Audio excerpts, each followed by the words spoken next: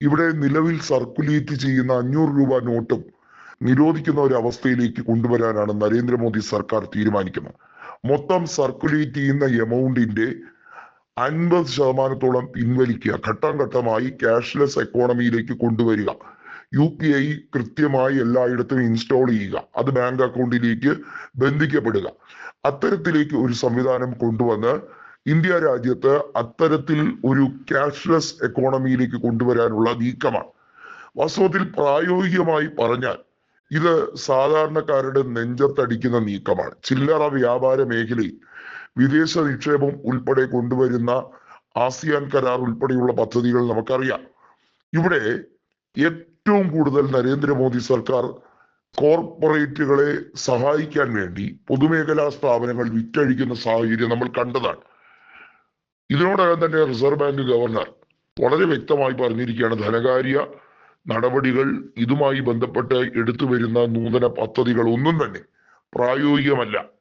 നമുക്കറിയാം എന്തിനാണ് നരേന്ദ്രമോദി സർക്കാർ ലോക്സഭയുടെ 2/3 ഭൂരിപക്ഷം തികയ്ക്കാൻ ആലോചനയിൽ ഉള്ളത്. അവിടെ NDAക്ക് കേവല ഭൂരിപക്ഷം മാത്രമേ ഉള്ളൂ. അതിനെ ഒരു വലിയ മെജോറിറ്റിയിലേക്ക് 2/3 ഉയർത്താൻ ആഗ്രഹിക്കുന്നത് എന്തിന്റെ പേരിലാണ്? നമുക്കറിയാം നോട്ട് നിരോധനത്തിന്റെ 2 ഘട്ടങ്ങളും പരിപൂർണമായി പാളിയതാണ്.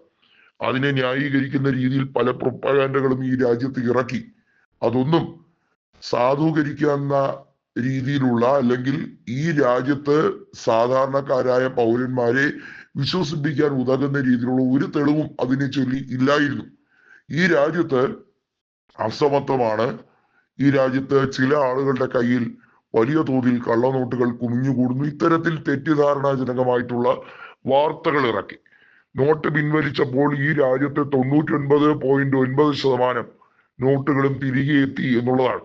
ഈ രാജ്യത്ത് കള്ളപ്പണമുണ്ടെങ്കിൽ അതിന്റെ ഒരു ഗണ്യമായ ഒരു ശതമാനക്കണക്ക് തിരിച്ചെത്താൻ യാതൊരു സാധ്യതയും ഇല്ലാത്തതല്ലേ. അപ്പോ ഇത്തരത്തിലുള്ള പാഴ്വേലകൾ വീണ്ടും ജനങ്ങളുടെ കണ്ണിൽ പൊടിയിടുക എന്നുള്ളതാണ്.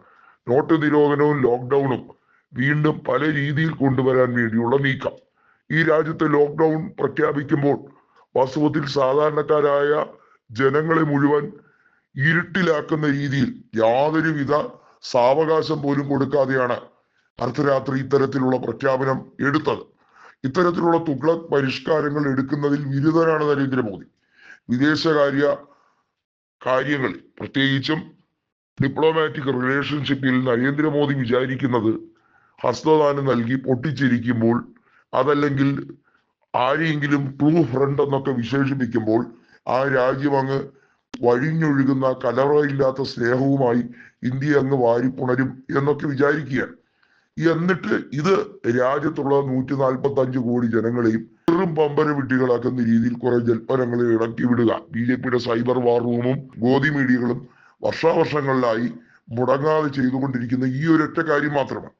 വീണ്ടും നോട്ട് നിരോധനം എന്ന രീതിയിൽ പ്രഹസനത്തിനുള്ള മുന്നോടിയായാണ് ഈ രാജ്യത്ത് പണപ്പെരുപ്പമുണ്ട് എന്നുള്ള കാര്യം തുറന്നു സമ്മതിക്കുന്നത്.